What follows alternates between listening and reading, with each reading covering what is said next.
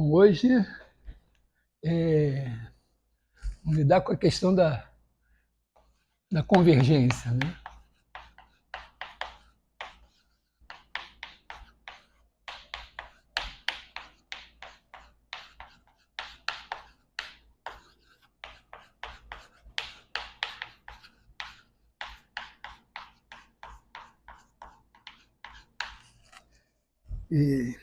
Então, assim, vou retomar, dar uma revisada. Vamos imaginar o seguinte, né? A gente tem uma sequência AN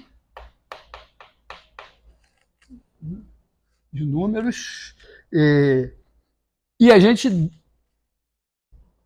vamos dizer, tenta definir uma função f de x como sendo somatório de n igual a zero a infinito de AN x elevado a n. Às vezes, a gente, em vez de fazer isso com x, vamos dizer, o zero aqui é meio que o centro, né? Você poderia também fazer f de x igual a somatório de n igual a zero até infinito de AN x menos x0 elevado a n, né? Significa que em vez de botar o centro aqui, você bota o centro aqui em x0. Mas sempre você pode mudar olhar para isso daqui como se isso fosse y, né? Vamos dizer, se o x está aqui, né? Se você fizer x menos x0 igual a y, você bota o y aqui. E aí você pode definir, vamos dizer, uma g de y igual a somatório de n igual a zero. Vou chamar essa daqui de g. Você pode fazer uma f de y, né? Que corresponde a essa daqui. Né? E a g de x é igual a f de x menos x0. Né? Você pega o x aqui, né? Fazer essa soma aqui é a mesma coisa que fazer essa soma aqui com y igual a x menos x0. Então, basta estudar esse caso aqui para entender as coisas. Né? Então, vou me concentrar nessa situação assim, que simplifica um pouco a vida. A questão, isso vem do seguinte, né? Quando o Newton introduz as séries de potências, a preocupação dele é menos, vamos dizer, estudar por meio da série de potências as funções já conhecidas, né? Por exemplo, sei lá, exemplo típico, né? 1 sobre 1 mais x2, que a gente tem, uma PG, 1 menos x2 mais x4 e tal.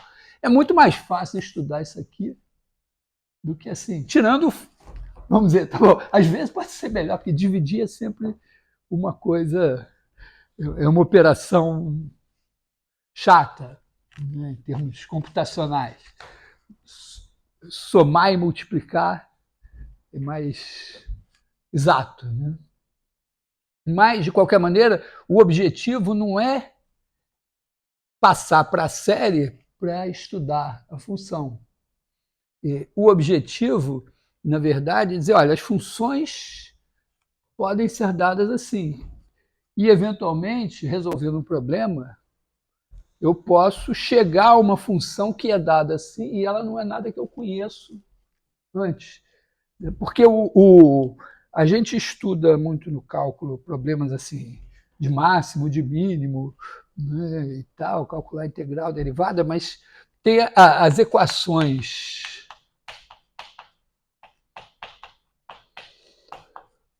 vamos dizer, da mecânica só para ficar no Newton. Depois tem as equações do eletromagnetismo, tem outras equações, quer dizer, na física a gente descreve fenômenos físicos por meio de funções que você tem grandezas físicas que você define e que são quantificáveis de alguma maneira, mas algumas delas são meras abstrações matemáticas. Né? Na verdade, tirando o comprimento que a gente... O tempo a gente vê passar, mas medir o tempo com alguma precisão, os relógios que medem minutos e segundos são uma coisa dos últimos séculos. Você tinha relógio de sol, coisas assim bem imprecisas. Né? Quer dizer, medir comprimento, a gente mede. Massa, a gente mede via comprimento, né?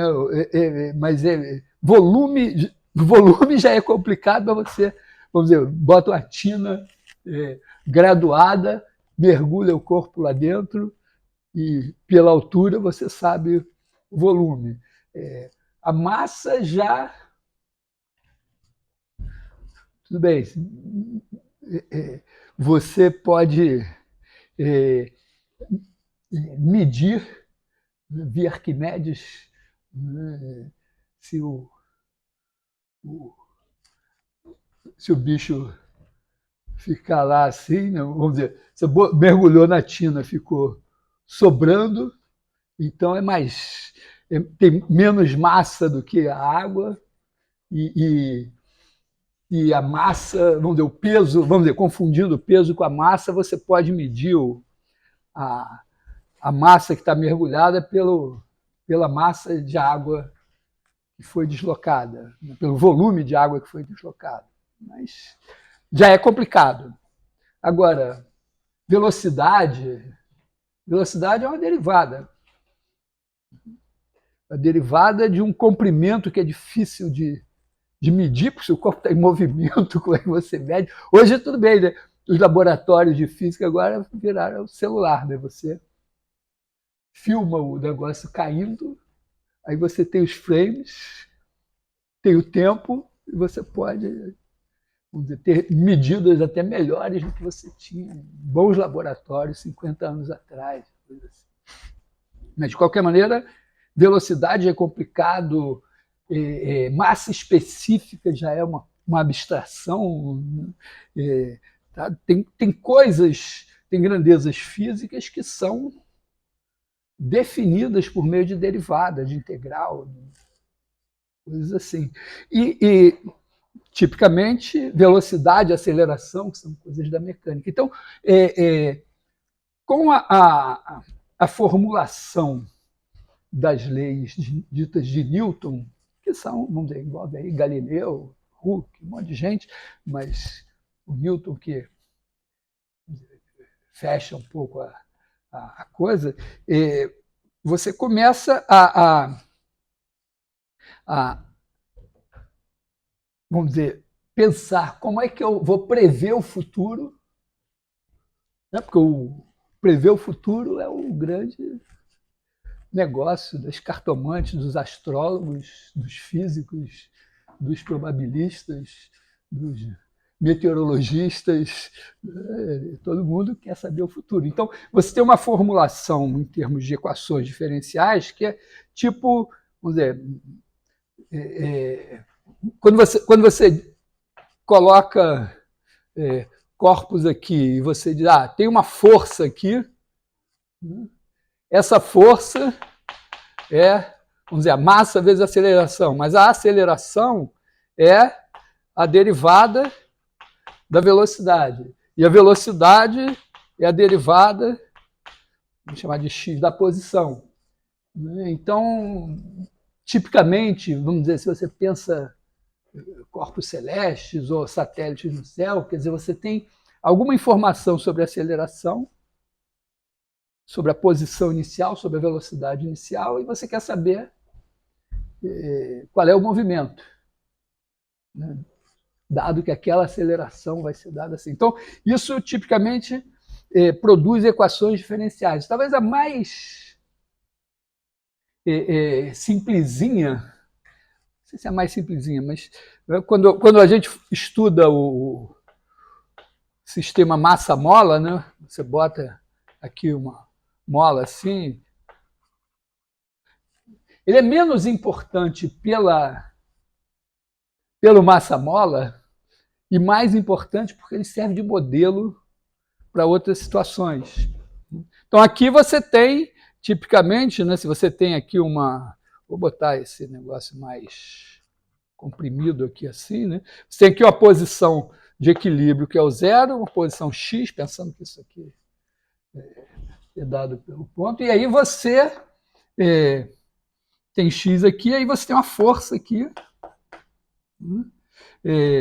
que é uma constante negativa vezes x. Isso daqui é a massa vezes a segunda derivada. Tá? X de t. Então, tipicamente aqui, você vai querer saber como é que esse negócio vai se comportar, mas você está querendo saber quem é x de t para cada t. E o que você tem é uma relação entre a segunda derivada de x e x. Então, isso tem métodos, tem outros métodos para resolver, mas tipicamente a gente até fez isso. Vocês vão, x de t vai ser um somatório de AN t elevado a n. A variável aqui é t. E aí você bota lá x' de t igual a somatório de n a n, t elevado a n menos 1, x duas linhas de t igual a somatório de n menos 1, t elevado a n menos 2. Aqui começa em 0, aqui começa em 1, aqui começa em 2. Você joga isso na equação, faz as contas lá, chega, na verdade, uma fórmula de recorrência e obtém os ANs. Então, a partir desses ANs, você... Então, a minha x é dada pelos ANs. Não sei, não tem fórmula. Aqui, nesse caso, particularmente, se você já tiver inventado as funções seno e cosseno, esses ANs aqui vão ser dados em termos de...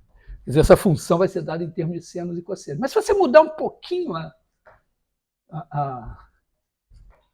por exemplo, se esse K aqui começar a depender de T, tá certo? Porque K pode ser que ele não seja constante, ele esteja... A mola está se desgastando com o tempo, qualquer coisa assim, ou está friccionando, está perdendo... Tá certo? Uma equação assim, na verdade, o K depende de X. Certo? Quando você espreme a mola ou estica a mola, prevê, vamos dizer, supor que essa elasticidade é constante, é uma aproximação. Então, você pode, vamos dizer, mexer um pouco nessa equação, se quiser ser mais preciso, e aí o fato de que isso vai ser dado em termos de senos e cossenos já não é verdadeiro. Mas, de qualquer maneira, a ideia do Newton, acho já desde o começo, né, é que ele, ao fazer isso aqui, ele pode simplesmente supor que a função f é dada assim, fazer contas, chegar aos ANs e a sua função será dada dessa forma. E aí sim, você pode dizer, ó, agora eu trunco em n igual a 15 e tá bom. Você faz as contas? Não. Dentro desse intervalo aqui, n igual a 15 tá bom daqui para frente, não vai mudar muito. Claro, isso aqui é um modelo, então é aproximado mesmo, eu vou aproximar um pouquinho mais, é só para eu ter uma ideia. Então, por isso, vamos dizer, que faz todo sentido você dar a série que não é nenhuma função que você conhecia antes. A gente não estuda a série de Taylor para dizer a série de Taylor do seno é isso, a do cosseno é isso, a do exponencial é isso e tal. Serve para alguma coisa, mas não é só isso. Se fosse só isso, não teria o valor e a importância que tem. Então, vamos dizer, o nosso problema, No princípio é. Tá, cheguei numa função assim. E aí? Isso aqui é uma soma de... É um limite de polinômios, né? Quer dizer, se você fizer Fn de x é o somatório de k igual a zero até n de ak x elevado a k, é um polinômio de grau n, e a ideia é que Fn de x converge para f de x, tá? Quando n é grande. Em princípio você pensa, bom, eles são polinômios, são funções maravilhosas, tem todas as derivadas, todas as integrais, por que diabos essa f aqui não seria contínua, derivável e tudo que eu quiser? E só para, vamos dizer, o Newton jogou isso em 1670 e pouco. 200 anos depois, né, o Weierstrass,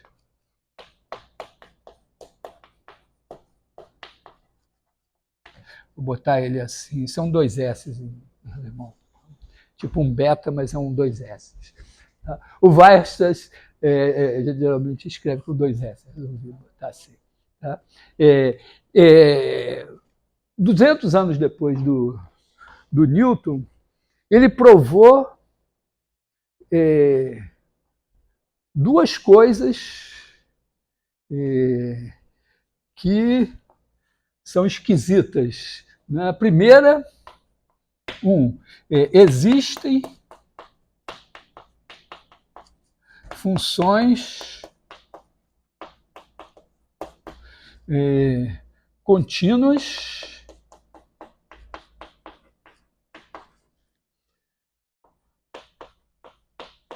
que não têm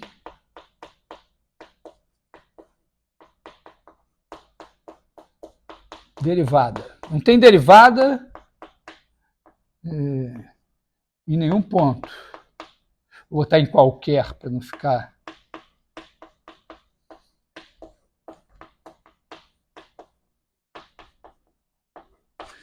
Quer dizer, você tem funções que são contínuas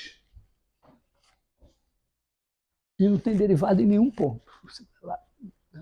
É meio assim a maneira de construir com senoides, mas é meio uma coisa assim, você faz uma serra assim, depois faz uma serra mais fininha, depois uma serra mais fininha, vai somando, e claro, a primeira serra deixa de ter derivada em alguns pontos, a segunda em mais pontos, a terceira em mais pontos, e aí você vai...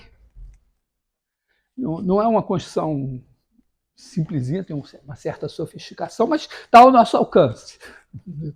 Não é não exige assim matemática esotérica. Com o que a gente sabe de cálculo, seria possível se a gente dissesse, olha só, daqui a um mês te pago $1 milhão se você souber isso bem e explicar para aquele cara ali ele entender. Então existem essas funções. No primeiro momento eu disse, existe, tá, tudo bem. Depois, assim, uns 20 anos depois do Weierstrass, mais ou menos, tem um cara chamado René Baire, um francês, que provou que, num certo sentido, essas funções formam um conjunto maior, não no sentido de ter mais elementos, mas mais gordo do que as funções que têm derivada em algum ponto. Então não é um conjunto assim... Tá? De qualquer maneira, repare que só o fato de existir função assim significa que você tem uma função aqui assim que é esquisita. Tá? Digamos assim, vou pegar aqui no intervalo AB. Se ela é contínua, então ela tem um máximo e tem um mínimo. Se você multiplicá-la por um epsilon bem pequenininho, ela vai ficar aqui pertinho de zero. Aí você não vai poder mais discernir ela em zero. Mas quando você multiplicou por uma constante, se a função, se ela Se essa daqui, uma constante não nula, se essa daqui fosse derivável, essa aqui também seria. Você divide pela constante, pronto. Então essa aqui continua sendo contínua e continua não tendo derivada. Aí você pega aqui e bota, sei lá, o seu polinômio predileto, a sua função linda. Aí você pega essa daqui e soma com essa. Quando você soma com essa, você obtém alguma coisinha aqui que continua sendo contínua, porque você somou duas funções contínuas, mas não pode ser derivável porque a branquinha aqui é derivável e a diferença entre as duas não é derivável.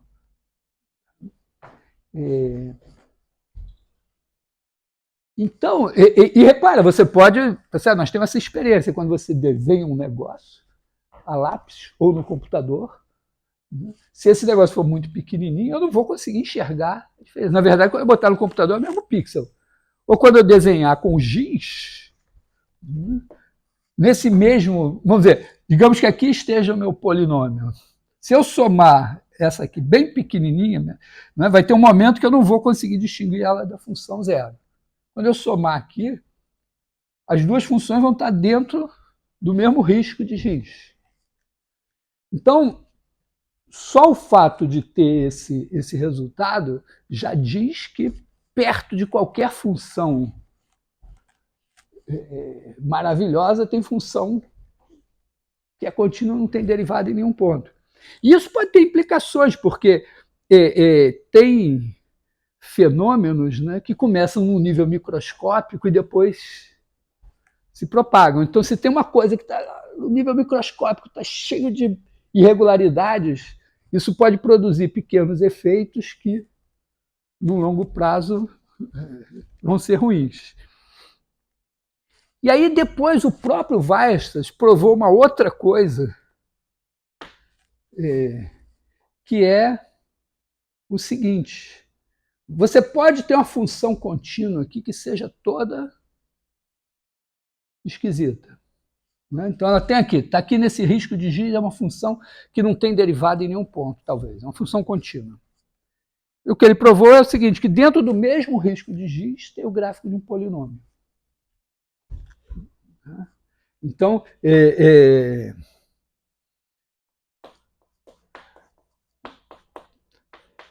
para toda... Vou ser mais preciso um pouquinho assim, f de AB, né, em R, contínua,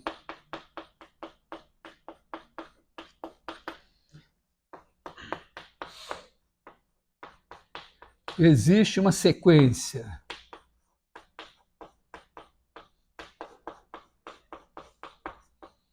Fn de... Vou botar até Pn aqui para ficar mais enfático. Pn de AB em R, sequência de polinômios. Claro, os Pn, o polinômio está definido para todo x, tá? Que converge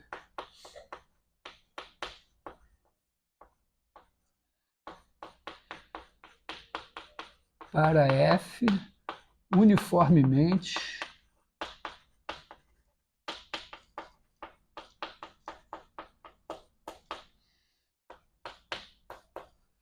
em AB.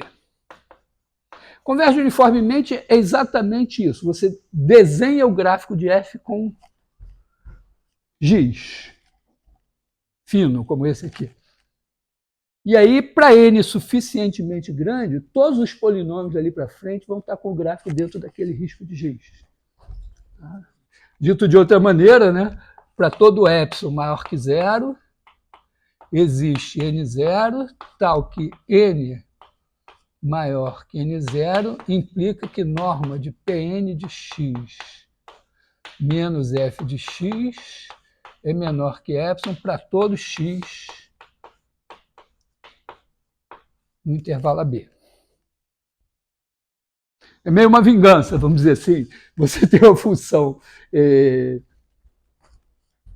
que é contínua, mas não tem derivada em nenhum ponto, é péssima e tal, mas ali você também pode ter um... Então, na verdade, quando você olha para o gráfico de uma função contínua, você não tem como saber se ela é uma função que não tem derivada em nenhum ponto, ou se ela é um polinômio, que é uma função que tem todas as derivadas. Não é? O polinômio é uma função que você computa, né? Pelo menos nos racionais, né? Vamos dizer, se você tiver um número, né? Porque o polinômio você só faz com somas e multiplicações, então não tem nenhuma operação que exija uma aproximação. Claro, pode esgotar a sua precisão, mas fora isso... Então, essa questão aqui, ó, repara, como consequência do que o Weierstrass provou, depois disso já está resolvido, né? Mas essa questão é relevante, porque esses caras são polinômios. Eles estão aproximando uma função. Essa função poderia não ter derivado em nenhum ponto. Até a questão de saber. Então, na verdade, o que a gente viu na aula passada é o seguinte, que se a gente mostrar que isso daqui converge para uma função contínua, portanto, essa função aqui é contínua, aí tudo estará bem. Porque, por uma questão ligada ao raio de convergência, a gente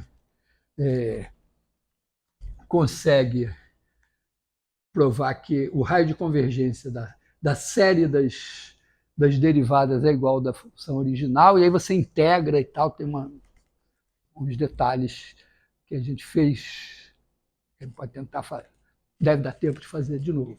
Mas então, isso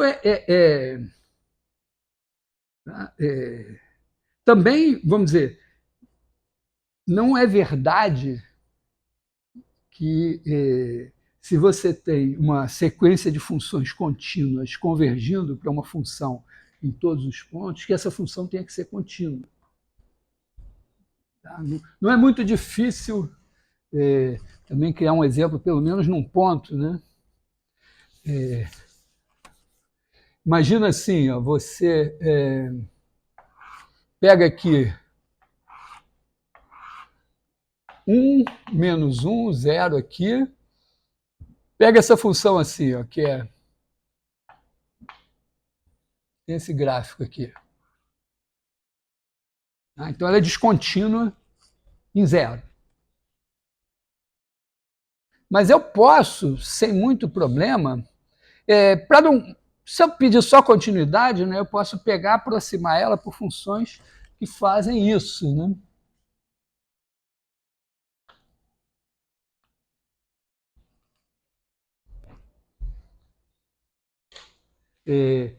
De maneira que esses caras daqui seja 1 sobre n.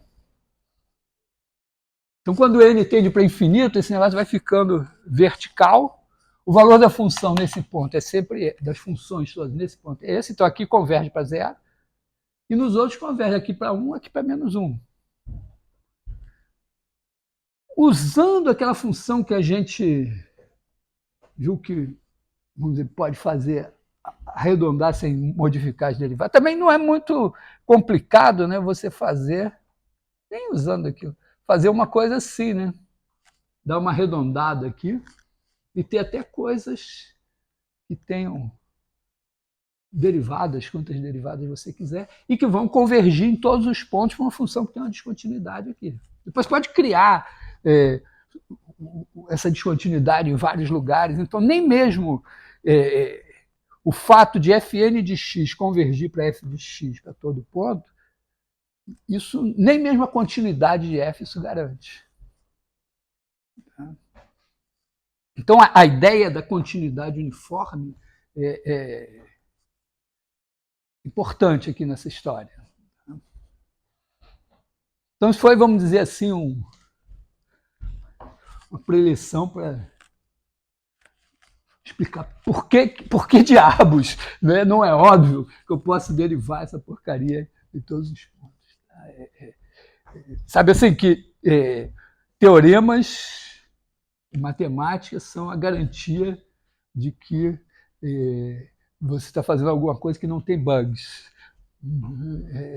Então, de certa maneira, claro, alguns não são construtivos, não são programáveis, talvez, mas são uma coisa importante para você ter um certo rigor.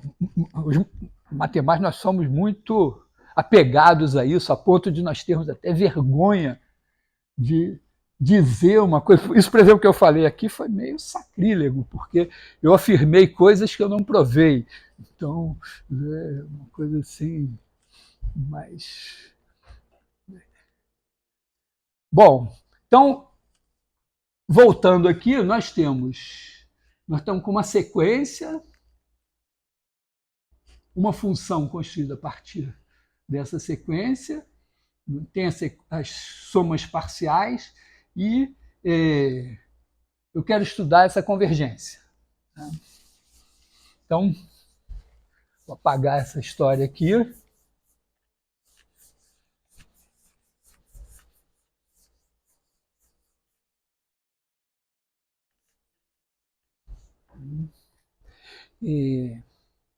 Então, a primeira coisa é que a gente viu o seguinte, né?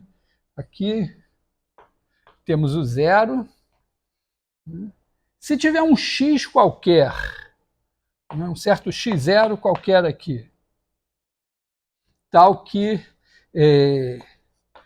fn de x0 converge. É claro que isso daqui, quando eu escrevo isso aqui, isso só faz sentido quando essa série aqui for convergente.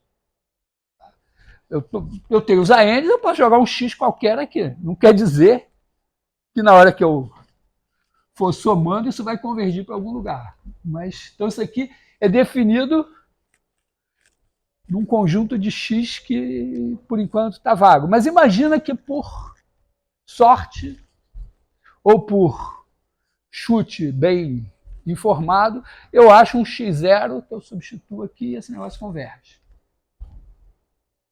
Então, lembrando, a partir daí, a gente garante que se eu pegar esse cara aqui, chamar de R, botar o R também do lado de cá,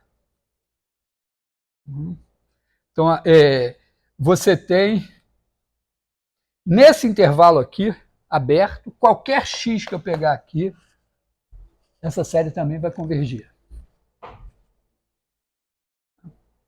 E a razão, eu já fiz isso, mas vamos... Tá? Então, isso aqui, fn de x0, converge para o f de x0. Aqui não é que a f existia e o fn de x0 converge para f. O f de x0 vai estar definido como limite desse negócio. Então, o que vai acontecer? Né? Então, eu tenho o seguinte, né? Somatório de AN x0 elevado a n converge. Isso implica, antes de mais nada, que a nx0 elevado a n vai para zero quando n tende para infinito. É uma condição necessária. Tá? Isso aqui é uma série numérica. Eu botei um x0 aqui, deu alguma coisa. Tipo, por exemplo, se você fizer somatório de x elevado a n sobre n fatorial. Essa é a série da exponencial. Aí, se eu botar x0 igual a 1, aliás, x0 igual a... na verdade, ó, eu posso... Imagina que eu dou um número qualquer aqui, R.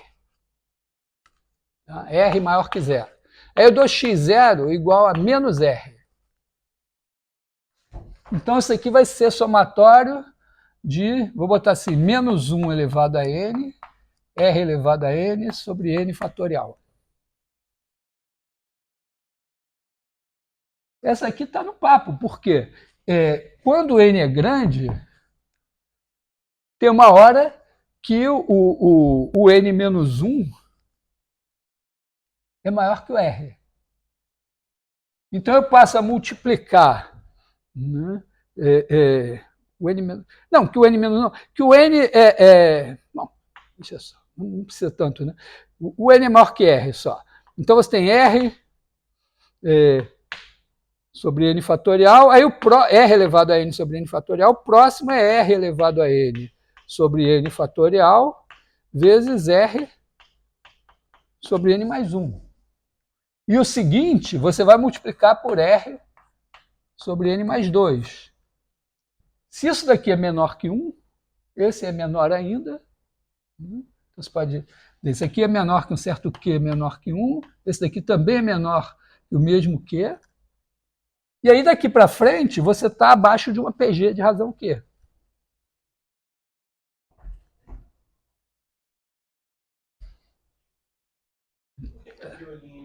Hã? Não, eu estou dizendo, daqui você passa para esse daqui, multiplicando por... Pega esse, multiplica por isso daqui. Para o próximo, R elevado a N mais 2 sobre N mais 2 fatorial, você pega esse e multiplica por esse, tá?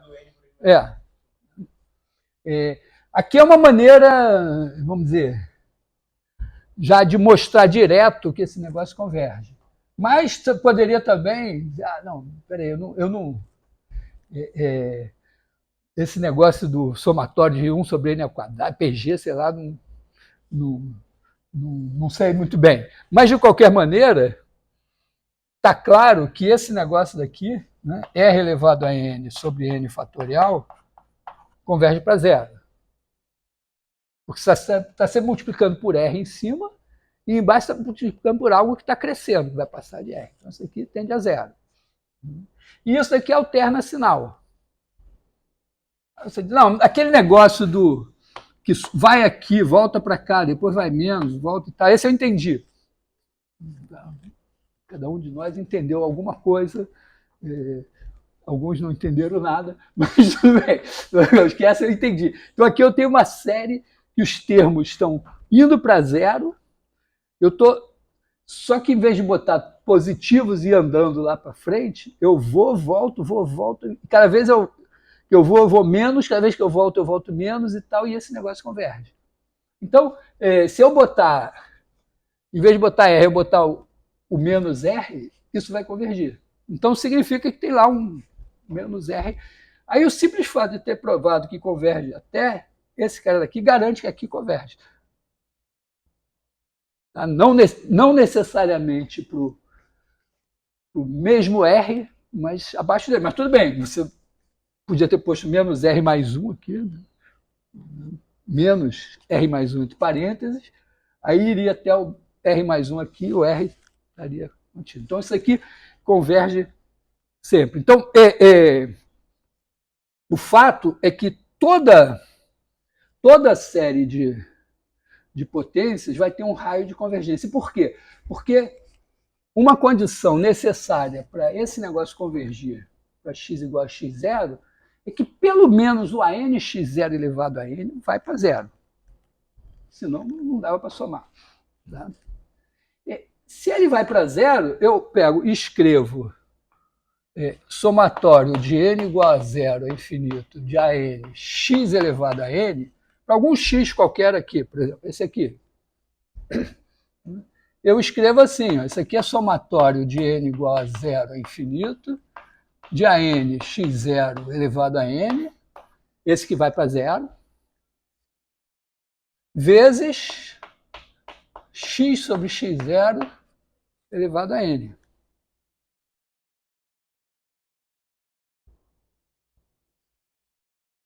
Tá? É uma igualdade. Né? Esse x0 elevado a n está cancelando com isso aqui. Então, isso aqui é exatamente igual a isso.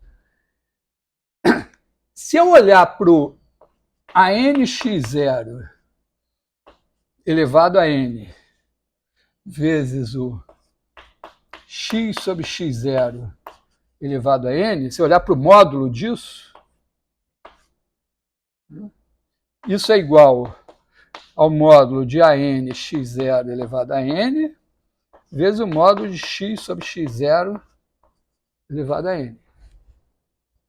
Esse daqui, para n grande, é menor que 1.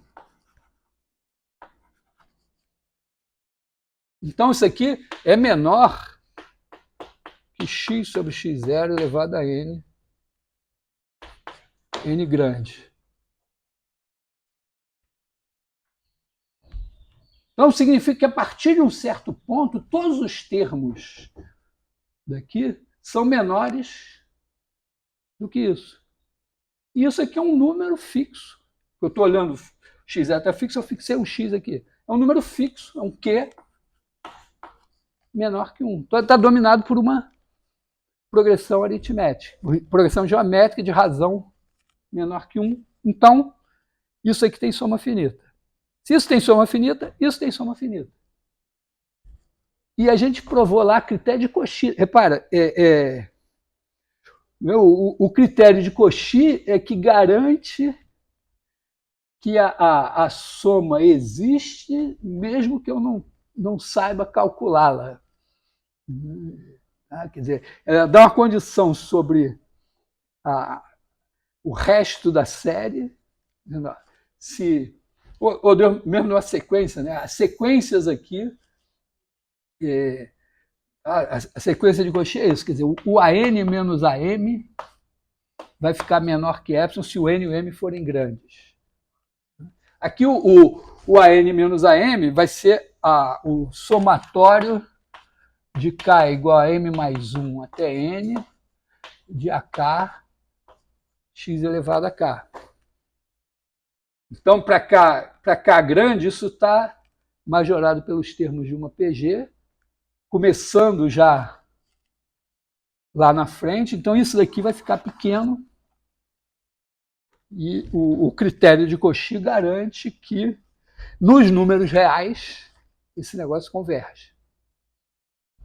Eu acho que é sempre importante trazer isso de volta, que nós, no computador, resolvemos problemas aproximadamente, frequentemente através de algoritmos que nos produzem a cada passo uma nova aproximação.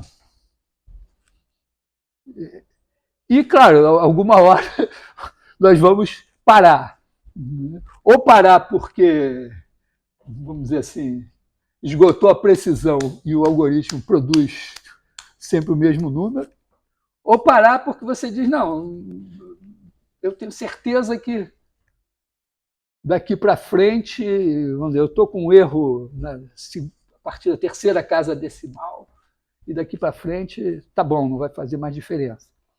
Mas isso é preciso você garantir que não vai ter surpresas, né? Porque você... Mas, por exemplo, você vai somando 1 sobre n. Somatório de 1 sobre n. Vai somando, tem uma hora que 1 sobre n, né, se o n for maior que o maior número que você tem, 1 sobre n vai ser menor que o menor número que você tem. E você está começando a somar zero e acabou. Então, isso teria soma finita, mas não tem. Então, é importante você ter esse conhecimento e, eventualmente, dizer, olha, a minha solução é aproximada, mas existe uma solução lá no mundo ideal dos números reais. Os números reais é legal, porque são chamados números reais, mas eles são ideais, porque eles não existem. Eles são uma criação vamos dizer, da nosso engenho matemático. Então, moral da história, né? Se a minha série converge para um certo x0, ela converge no intervalo que vai do x0, compreendido entre o x0 e o menos x0, para todo x ali. Segunda coisa, né, tem um raio de convergência, porque ou ela converge para todo x, né, se ela convergir para todo x, convergiu para todo x. Ou tem algum x, vamos dizer, um x1 aqui, tal, que ela não converge aqui. Se ela não converge nesse x1, daqui para cá, fora desse intervalo aqui, ela não pode convergir. Se convergisse nesse aqui, teria que convergir aqui dentro. Então, tem um raio bem preciso, que pode ser zero, pode ser infinito. Tem um azar aqui que só em x igual a zero esse negócio converge. Pode ser infinito, mas tem um raio de convergência. Nesse raio de convergência, quando você pega um intervalo AB, aqui, isso aqui não precisa ser simétrico. Pega o intervalo AB, vamos dizer, não desse aqui, não, que aqui está fora. Pega um AB, digamos que o meu raio de convergência seja esse daqui.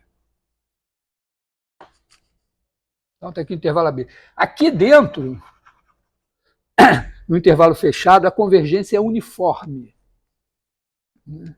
Basicamente, por que ela é uniforme? Porque se eu pegar um cara qualquer aqui assim,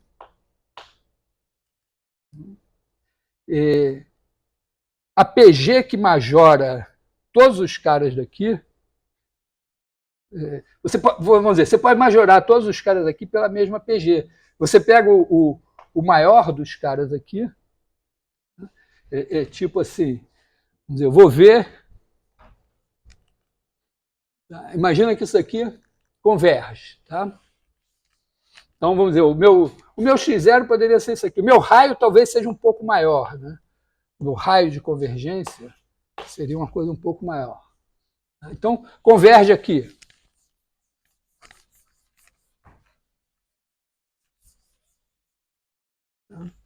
Aí eu estou com x pertencente a AB, que está contido em menos módulo de x0, módulo de x0. É o que eu estou fazendo aqui. Tá? O x0 está aqui, o menos x0 está aqui assim. Então, para todo x desse aqui, você vai fazer somatório de... Você vai olhar para o...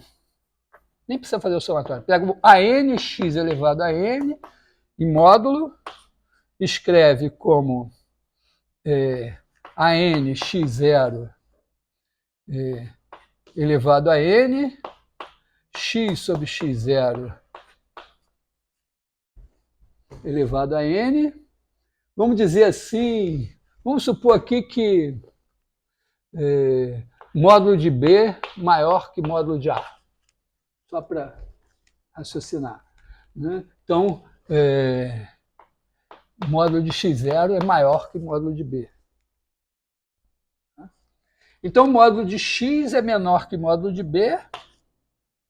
Isso aqui é menor que 1.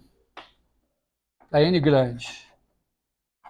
E para todo x, isso daqui é menor que B, módulo de B, sobre módulo de x0 elevado a n. Porque eu supus que o B era o de maior módulo. Né? Porque eu podia ser aqui e tal. Então, módulo de x é menor que B, x0, x0. E isso daqui é menor que 1.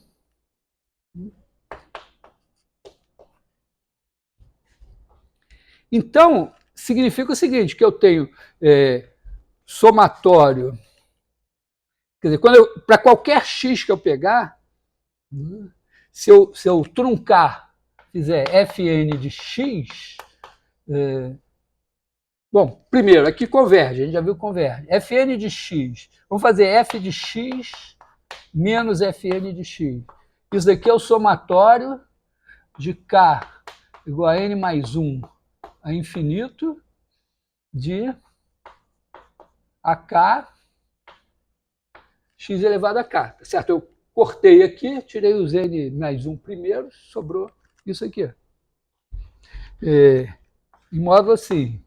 Isso é menor ou igual que a soma dos módulos. K igual a n mais 1 até infinito de módulo de AK x elevado a k. Se o n for bem grande, eu posso supor... Tá? Esse n grande aqui não depende do x0. Então, eu posso supor isso, quer dizer, não depende do x, não depende do x, só depende do x0. Então, para n bem grande, isso daqui é menor ou igual que somatório de k igual a n mais 1 até infinito de q elevado a k. Que é igual a q elevado a k, 1 sobre 1 menos q. Porque aqui é a soma da PG. Se eu botar o q elevado a k fora do... Porque isso aqui é q elevado a k mais... Aliás, q elevado a n mais 1. Né? Isso é q elevado a n mais 1, q elevado a n mais 2, etc. Isso é a mesma coisa que q elevado a n mais 1, que multiplica 1 mais q2. E isso daqui tem soma 1 sobre 1 menos q. O q pode ser até bem grande, né? 0,9999999. Tá? Eu só entendi aquela posição. Tirou o módulo de AK, x elevado a k e botou q elevado a k. É porque é o seguinte, ó, eu quero saber se isso daqui fica pequeno para todo x. Digamos que eu dei um epsilon. Dei um epsilon maior que 0.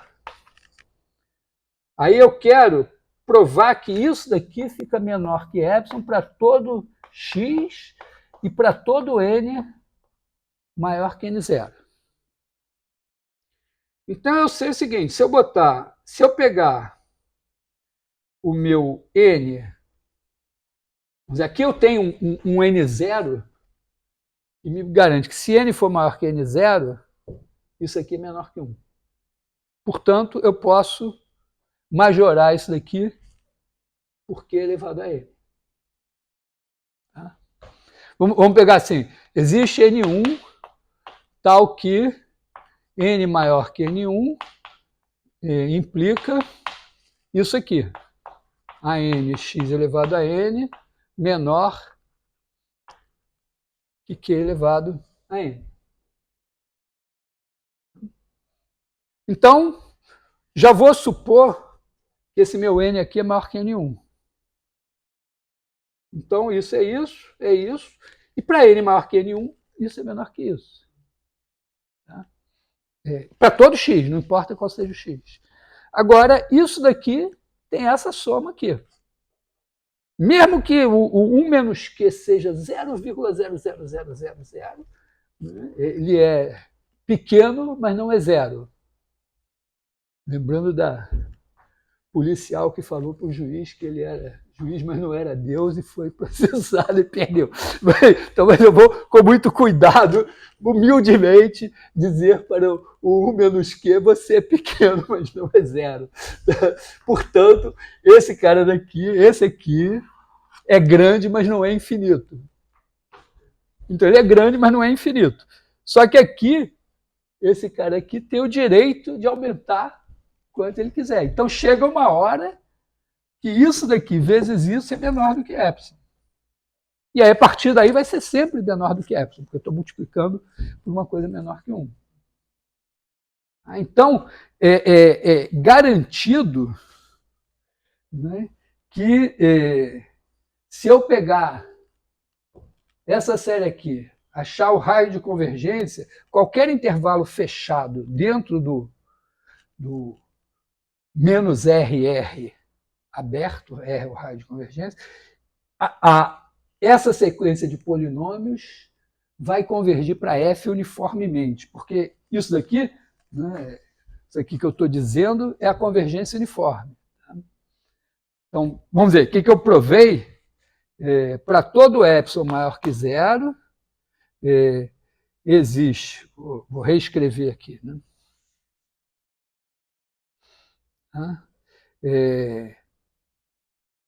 R igual a raio de convergência.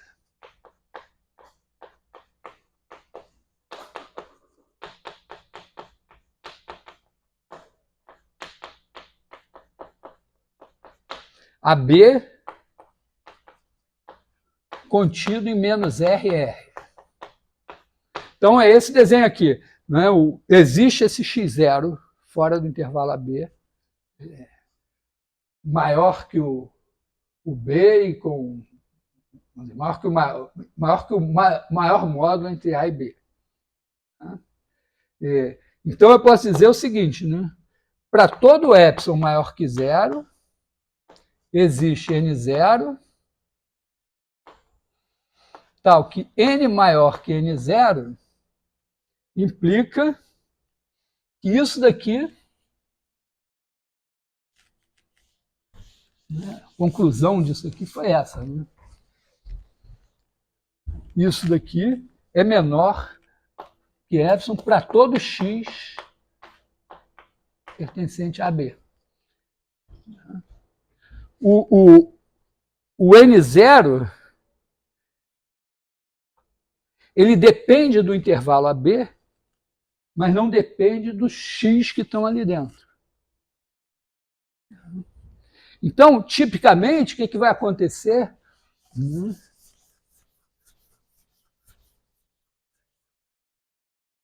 Você tem a sua função,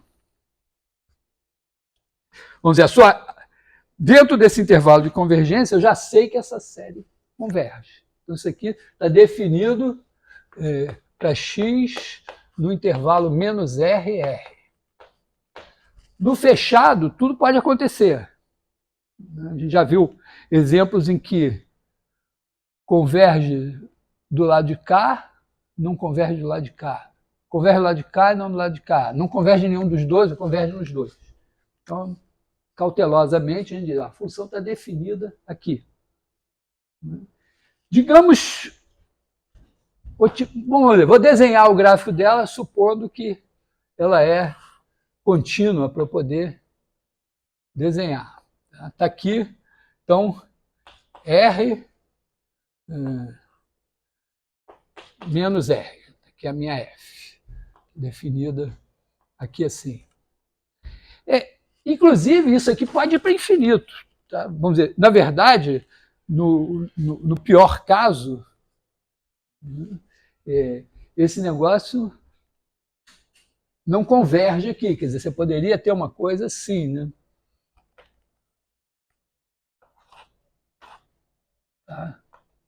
Tá indo para infinito aqui, em menos R.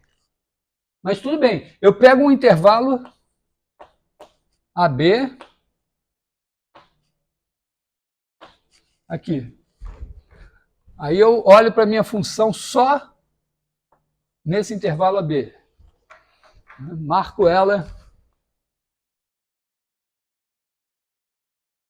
aqui assim. Está definida, está bonitinho. Eu poderia usar como epsilon, poderia dizer, olha, a minha F está exatamente no meio, cada x está no meio do risco de giz, e o epsilon é metade da espessura, não é bem a espessura, mas na vertical da espessura do risco de giz. Mas, vamos dizer assim, eu dou um epsilon maior que zero. Então, significa, né, que eu olho para cá e dou uma margem de tolerância aqui assim.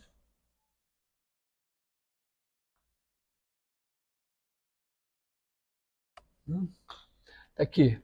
Então, aqui você tem, aqui é o gráfico da F, aqui é F mais epsilon, aqui é F menos epsilon.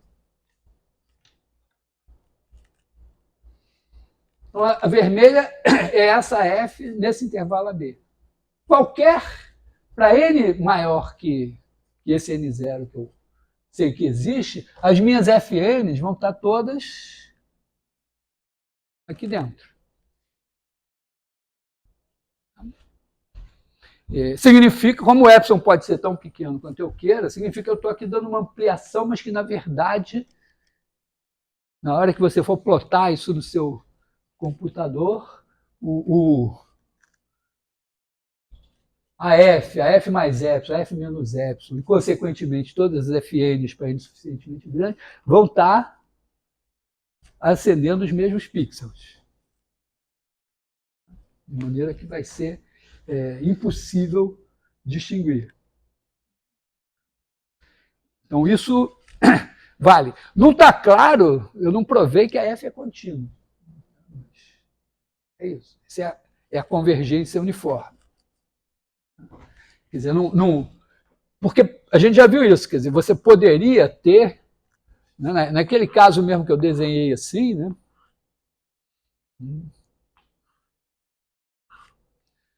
Repara que para todo ponto, essa função vai convergir para essa aqui. Mas para todo ponto aqui, ou melhor, para todo n que eu dê, tem um ponto aqui tal que o Fn dele está longe daqui, está aqui em cima, tem uma distância praticamente 1. Então aqui a convergência não é uniforme. Mas o que ele está garantindo é que, no caso da série de potência, a convergência é uniforme. E isso, vamos dizer, permite, agora, aqui, ter esse papel fundamental, esse teorema que eu enunciei na aula passada. Né? Se Fn converge para F uniformemente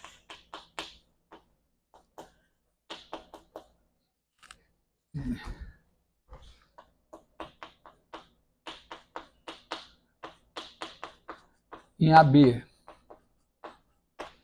e Fn contínuas, então F é contínuo. Quer dizer, vou botar assim, ser mais preciso, né? Fn são contínuas. Na verdade, é interessante, a gente pode. Basta que mas vamos botar assim, em AB implica que F é contínuo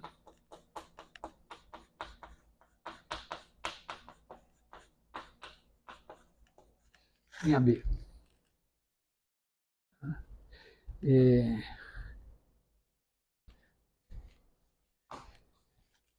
Eu já achei a demonstração desse teorema mais difícil. Eu tenho que provar. Então é uma coisa assim, ó. Eu tenho que provar, porque provar a continuidade é o seguinte, ó. Está aqui um ponto x0. Está aqui o F de x0. Aí eu tenho que dar um epsilon, eu dou um epsilon, né? F de x0 mais epsilon, F de x0 menos epsilon. E aí eu tenho que garantir que existe aqui um certo delta, né? x0 menos delta, x0 mais delta, tal que se eu pegar o cara aqui, o valor da F nele vai cair aqui dentro. Só que eu não sei, tá certo? O F de x0 é o limite, né? Esse daqui é o limite quando n tende para infinito dos Fn de x, de x0. Se eu pegar o x, pegar um x aqui, né, o meu f de x vai ser o limite, quando n tende para infinito, de Fn de x. Então, eu estou querendo estimar a diferença entre esses dois limites aqui. Meio brabo assim, né? Tá? Mas o que eu sei fazer é o seguinte: se eu fixar um n, né? Fixa um n.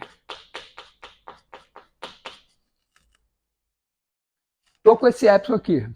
Então, existe delta maior que zero, porque a Fn é contínua. Né? Fn é contínua. Então, existe delta maior que zero, tal que x menos x0 menor que delta, implica fn de x menos fn de x0 é menor que epsilon. Porque a fn é contínua. Fixei o n, fixei o x0, está tudo bem. Tá? Mas eu queria passar o limite. Né? Então, em vez de passar o limite, eu vou fazer o seguinte: está aqui o x0, está aqui o f de x0, está aqui o x, está aqui, né, esse aqui é o f de x0, esse daqui é o f de x. Tá? E a minha f está por aqui assim. Estou querendo estimar essa diferença aqui. O que eu posso fazer é o seguinte: em vez de trabalhar com o epsilon, eu vou usar o epsilon sobre 3. Porque eu vou fazer o seguinte, ó, eu vou fazer f de x menos f de x0, vou escrever assim, ó, ele é f de x menos fn de x, mais fn de x menos fn de x0. Aliás, eu vou botar até para tirar do sol. Vou escrever assim, mais fn de x menos fn de x0. E mais fn de x0 menos f de x0. Tá? Dividir, criei uma soma telescópica mais usual, finita. Né? A diferença vamos dizer, desse curso de matemática discreta é que aqui as somas são geralmente infinitas, lá são finitas, mas agora a soma finita aqui. Né? Eu fazer esse menos esse, eu introduzi esse aqui no meio, esse aqui no meio. Hã? Sim, aqui é Fn. Tá? E por que agora vai funcionar? Porque isso daqui eu consigo tornar pequeno para n grande, independente do x. A convergência é uniforme. Então, se eu quiser tornar isso menor que epsilon sobre 3, tomo o n, então que isso vai ser menor que epsilon sobre 3 para todo x. Então, eu posso garantir o seguinte: fixa esse n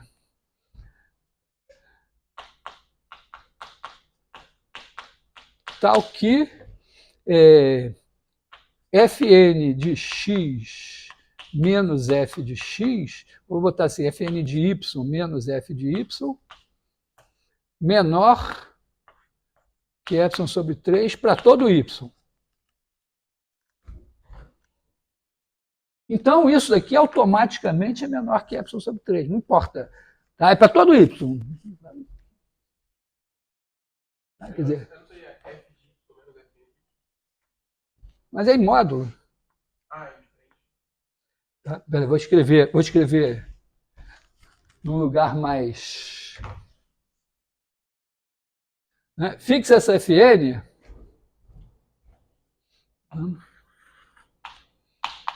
tal que para todo y pertencente ao meu intervalo AB, vale Fn de y menos f de y menor que epsilon sobre 3.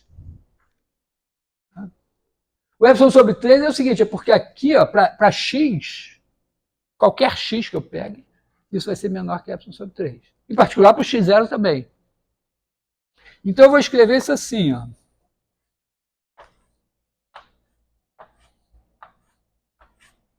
Agora não é igual, mas é menor ou igual.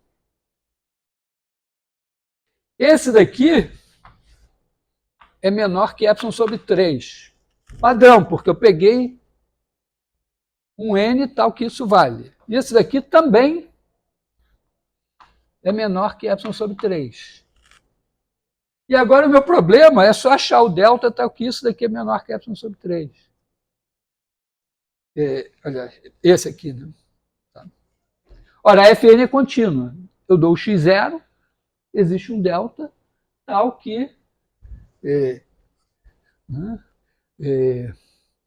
tome delta maior que zero, tal que módulo de x menos x0 menor que delta, implica Fn de x menos Fn de x0 menor que epsilon sobre 3. Mas se o epsilon é maior que zero, epsilon sobre 3 também é. A Fn é contínua, jogo na minha subrotina que calculo o delta, o epsilon sobre 3, aí ele me cospe o delta. Então tem um delta. Então, o Fn até desaparece nessa história. Né? Para esse delta daqui, isso daqui também vai ser menor que epsilon sobre 3.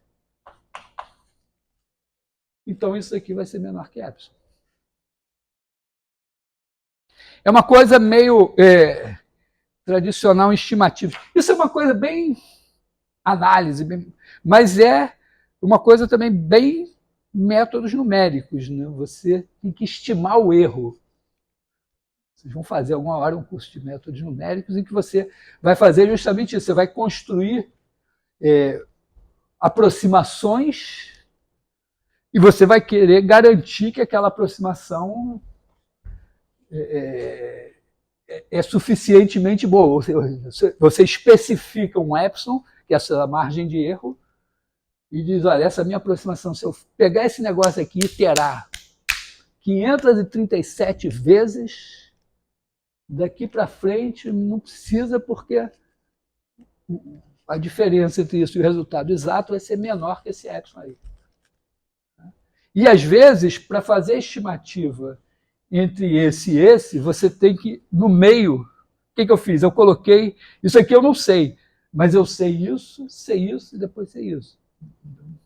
Então, é comum você dividir para conquistar. Então, isso está mostrando,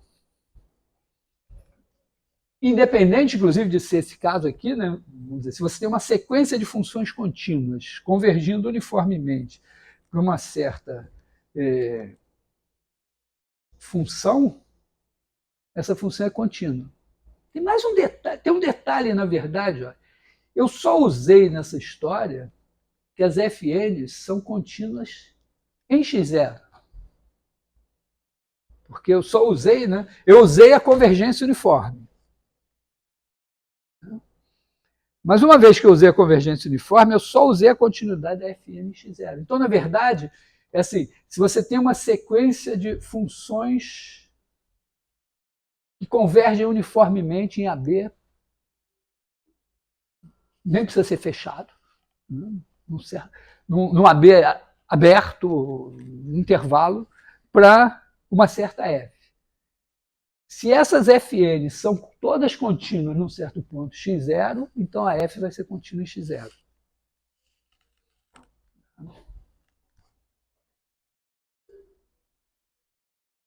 Que horas são? 23. Então, esse teorema, agora, esse teorema é que vai garantir que eu posso integrar e derivar termo a termo a minha série. Quer dizer, na verdade, ele vai garantir. Bom, integrar termo a termo está claro, né? Porque, tá certo? Se as duas funções, se eu olho para o gráfico de uma e o gráfico da outra, eu não consigo distinguir, eu também. Vamos dizer, tem um errinho ali de 0,01, que eu não estou vendo. Né? Para todo x ali. Só que o meu intervalo então é 10 a menos 2 no meu errinho. Né? só que o meu intervalo tem tamanho 10 à oitava. Aí 10 à oitava vezes 10 a menos 2 dá 10 à sexta, vai dar uma diferença. Tá certo? Então, se o meu intervalo for 10 à oitava, eu vou ter que fazer um errinho 10 a menos 10 aqui, para 10 a menos 2. Mas, tirando esse detalhe, é claro, quer dizer, tá, se a diferença entre as duas funções é menor que epsilon, a diferença entre as integrais é menor que epsilon vezes o tamanho do intervalo. Então, a convergência uniforme garante que a minha função é contínua, essas funções são contínuas, então todo mundo é integrável, e a diferença das integrais, bom, vai ser dada por esse epsilon daqui, vezes o intervalo AB onde você está integrando. A questão é derivar. Derivar é mais, vamos dizer, uma construção mais delicada, porque eu não posso. Não sei se eu conseguiria fazer isso direto aqui. Mas, bom, de qualquer maneira, no caso aqui, a maneira mais simples é você dizer, ó, eu não vou tentar derivar isso. Eu vou pegar as derivadas desses aqui, que eu quero, né, porque agora, vamos dizer, a minha questão seria, bom, posso apagar aqui?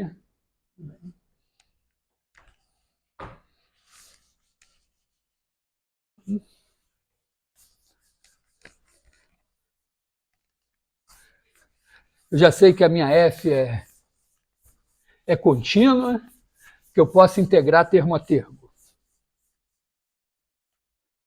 Então, agora a minha questão é saber se Fn' de x, né, isso aqui agora eu sei que isso converge uniformemente para f de x. Em AB contido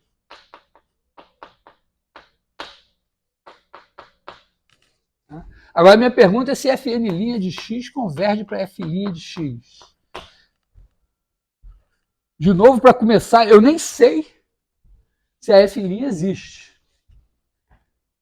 Porque eu tenho lá o teorema do Weierstrass, que me diz, tem função que não tem contínua, que não tem derivada em nenhum ponto. E você pode aproximar ela para uma sequência de polinômios que tem derivadas, mas as derivadas dos polinômios não convergem para a derivada da função, porque a derivada da função nem existe.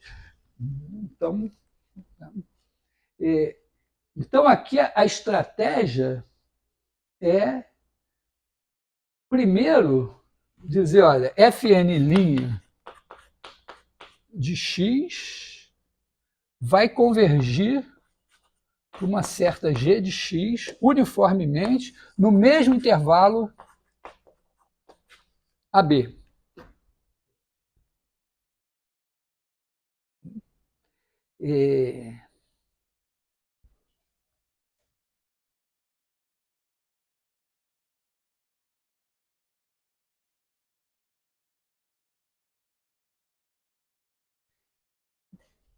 Basicamente, né, a primeira coisa é dizer o seguinte, né? Quer dizer, isso aqui tem um raio de convergência. Né? Então, isso daqui, né, primeira coisa é que Fn' converge para G, vamos dizer, Fn' de x converge para G de x em menos RR. No mesmo intervalo, a convergência das Fn' é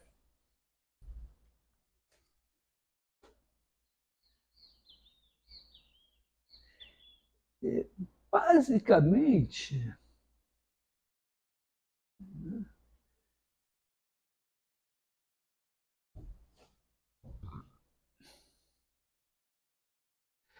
bom, uma maneira de tem um teste da raiz também, da razão também, mas o que a gente viu aqui, de certa maneira, foi que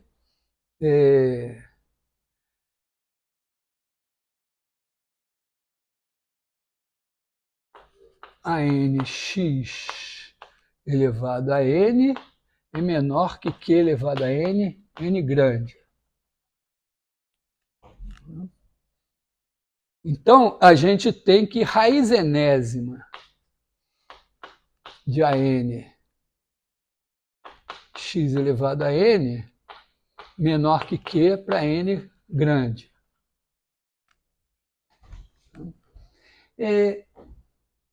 Aqui o que a gente pode fazer é que o Fn', né, Fn' é igual a somatório de k igual a 1 até n de k a k x elevado a k menos 1.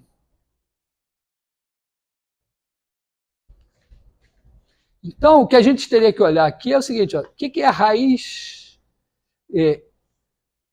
vamos dizer, o termo geral, né, o termo geral da série das derivadas é isso, né, é o n a n x elevado a n menos 1. Então, vou olhar para a raiz enésima de n a n x elevado a n menos 1. Isso é a mesma coisa que raiz enésima. Bom, se o x for zero, acabou, x igual a zero, converge. Tá? Então, eu posso fazer assim, n sobre x a n x elevado a n. Na verdade, vou botar em módulo aqui.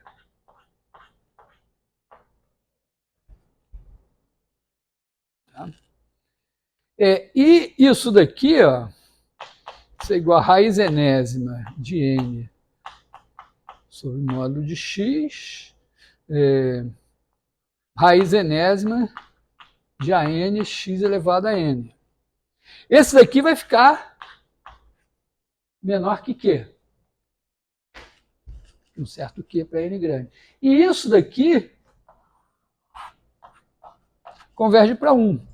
Porque raiz enésima de x, se x é diferente de zero, vai convergir para 1. E raiz enésima de n, eu já vi também que converge para 1.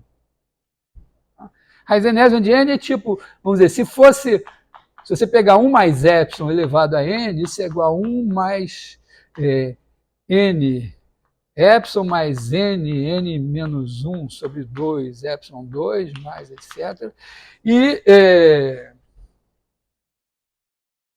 por pequeno que seja o epsilon, se o n for grande, isso aqui vai ficar grande. Mas esse aqui não supera 1, mas se você, por pequeno que seja o epsilon, esse aqui ainda vai ficar grande. O n menos 1 sobre 2 vezes epsilon ao quadrado vai ficar grande. Multiplicado por n vai ficar maior do que n. Então, se você pegar 1 mais alguma coisa e elevar a n, tem uma hora que isso fica maior do que n. Então, a raiz enésima de n tem que ficar menor que 1 mais epsilon. Uma coisa similar para 1 menos epsilon. Então, raiz enésima de n, essa é uma maneira elementar, assim, com a massa, de ver que realmente a raiz enésima de n tende a 1. Então, isso aqui tende a 1, isso aqui fica menor que Q, então, para n bem grande, isso aqui multiplicado por isso ainda vai ficar menor que Q. Então, para todo x no intervalo de menos R a R, esse negócio aqui vai convergir para alguma G. Convergir, quer dizer, Fn' de x converge para G de x e menos RR. Uma G. Eu não estou dizendo quem é, mas tá certo? Essa aqui é uma nova série de potências. Né? Esse cara daqui é somatório de Bn x elevado a n, n igual a zero é infinito, onde Bn é igual a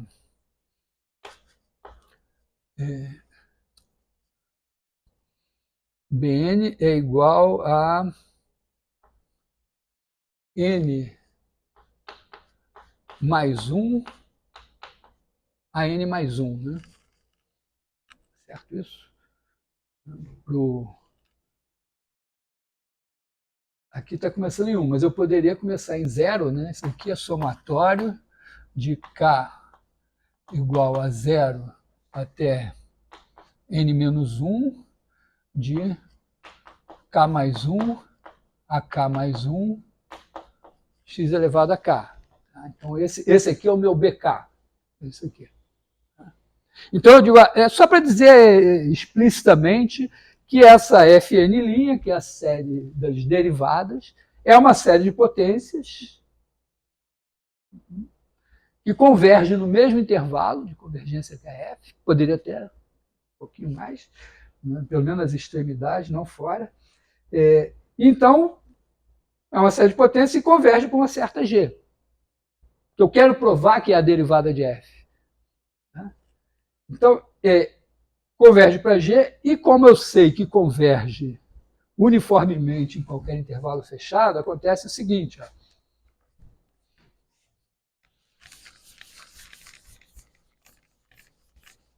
E que eu tenho aqui, ó, eu tenho nesse intervalo menos RR, aqui eu tenho Fn de x converge para f de x.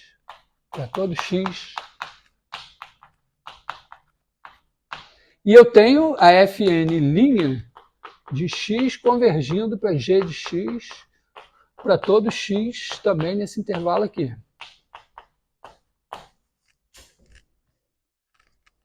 Então, por enquanto, eu sei que a f é contínua e a g é contínua. Seria muito azar, né? Vamos dizer, eu estou pegando a série das derivadas, ela está convergindo para certa g. Eu só tenho que provar que a g é f'. Então a pergunta é, G é f'? Então, já que a G é contínua, o que eu faço? Eu construo uma primitiva da G. E mostro que ela tem que ser a F. Por quê? Ora, se eu faço... Como a Fn converge para G uniformemente, né? Fn' converge para G uniformemente. Digamos, eu pego um x aqui.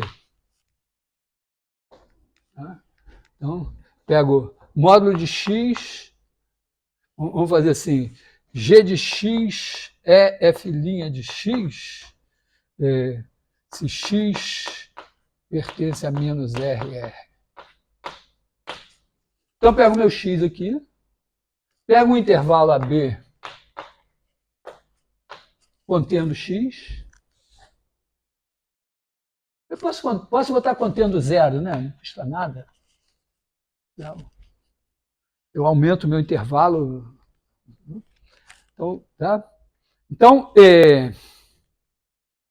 x pertence ao certo, vamos dizer, pertence ao intervalo AB com AB contido em menos RR. Ela é contínua.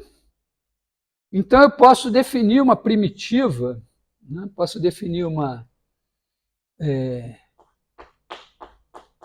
f grande de x igual a zero mais a integral de 0 a x de g de x dx. G de t. Eu não gosto de usar o... Quer dizer, eu pego a g e uso o teorema fundamental do cálculo para criar uma primitiva da g.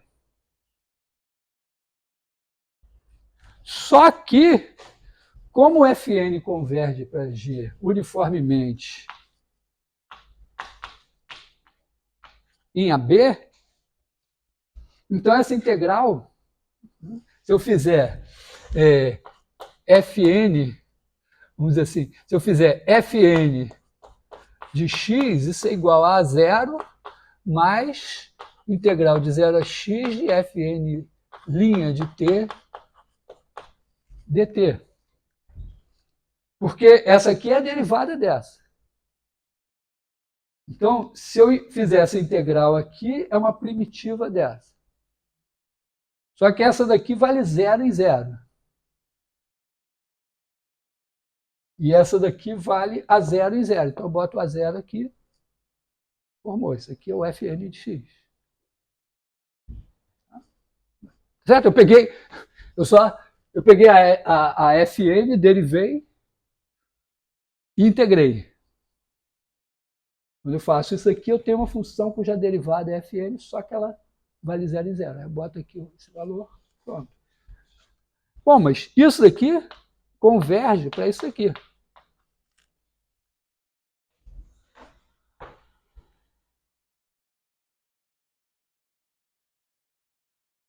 Por quê? Porque Fn' converge para G uniformemente. Então, isso aqui converge para cá. Bom, então,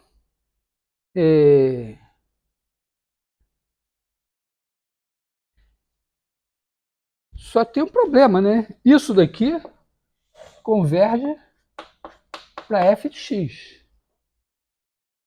Então, por um lado, quando n tende para infinito, isso converge para cá. Por outro lado, quando n converge para infinito, esse a 0 é igual a esse aqui, esse converge para esse, então esse é igual a esse. Então, A0 f de x é igual a 0 mais integral de 0 a x de g de t dt para todo x. Ou para o meu x, né? Vamos dizer assim, que está aqui. O teorema fundamental do cálculo, um dos dois, me diz que f' de x é igual a g de x.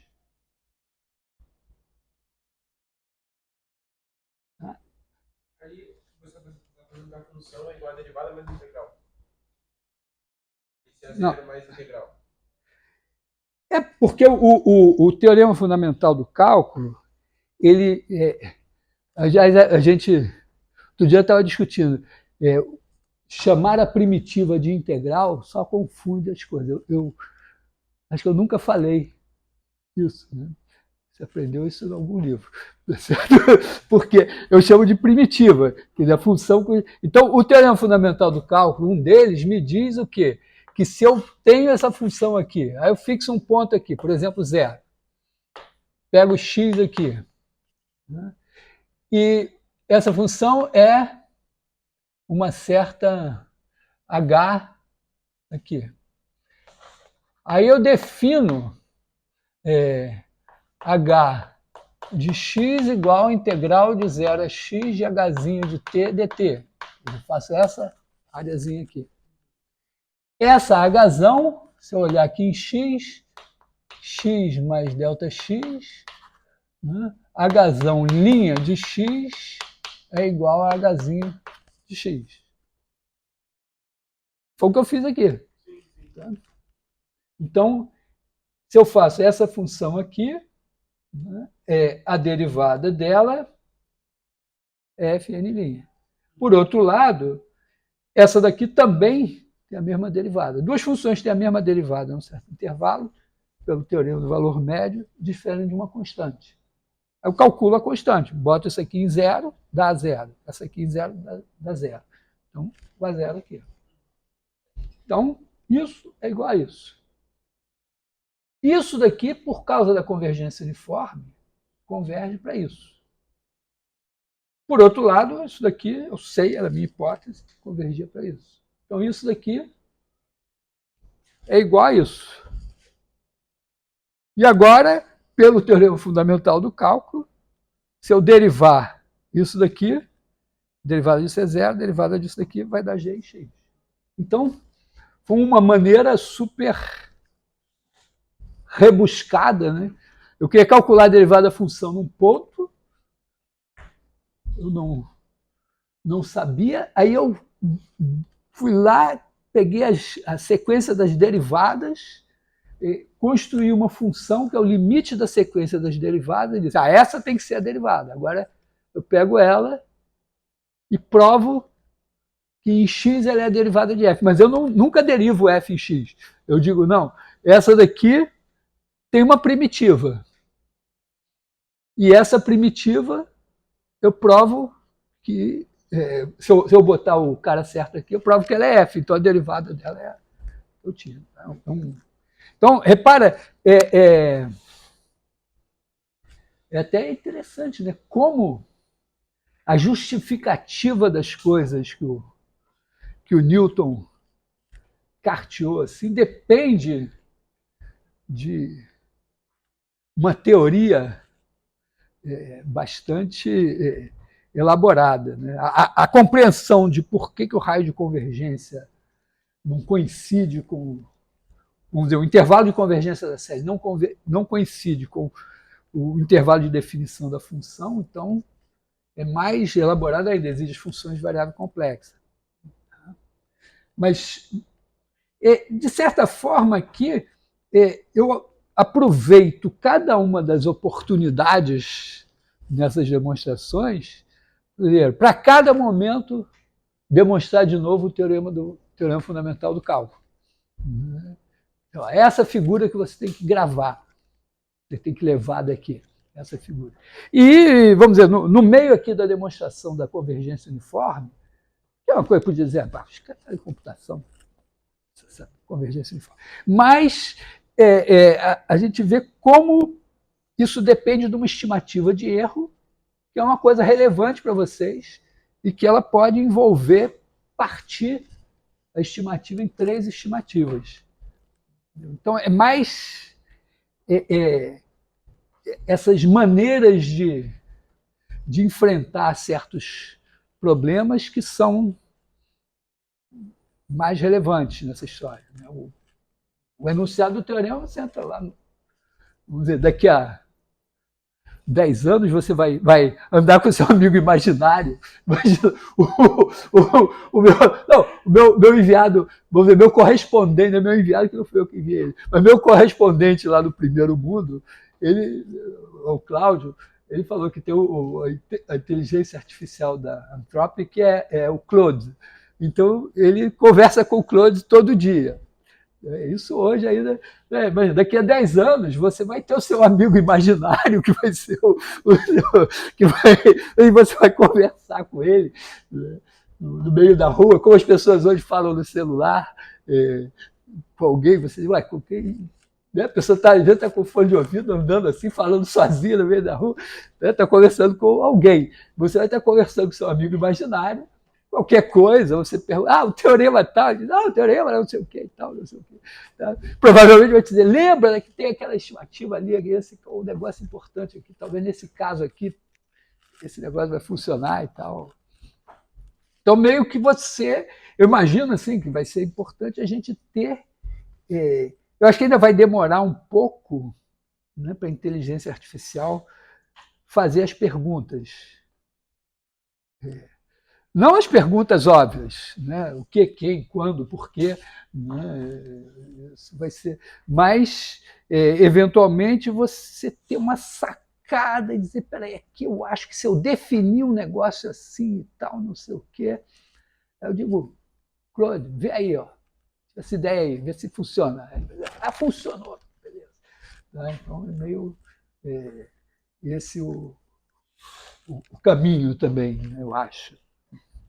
De qualquer maneira, isso justifica esse negócio. Essa história das séries de potências é apenas uma primeira. Eu queria, nas últimas aulas do curso, só chamar a atenção para outras coisas. Porque, de certa forma, a série de potências é uma transformada. Né? Você pega a função e substitui por uma série. A série é dada só por essa sequência aqui. Então, você tem essa sequência aqui.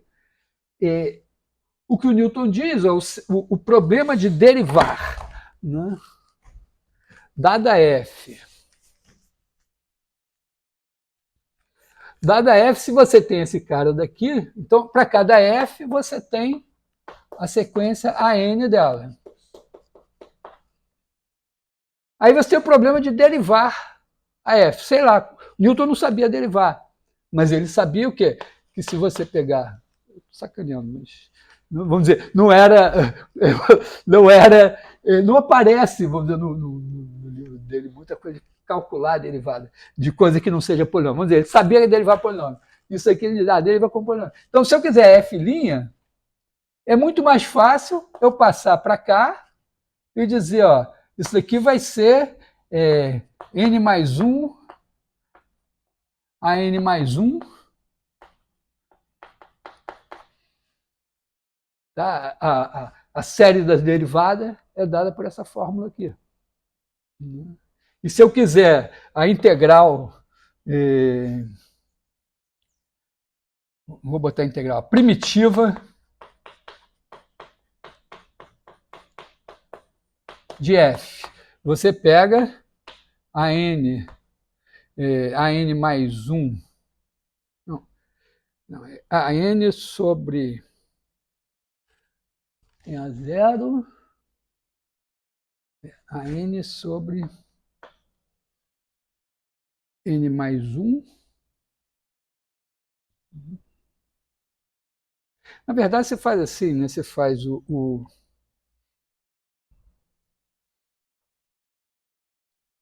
a n menos 1 sobre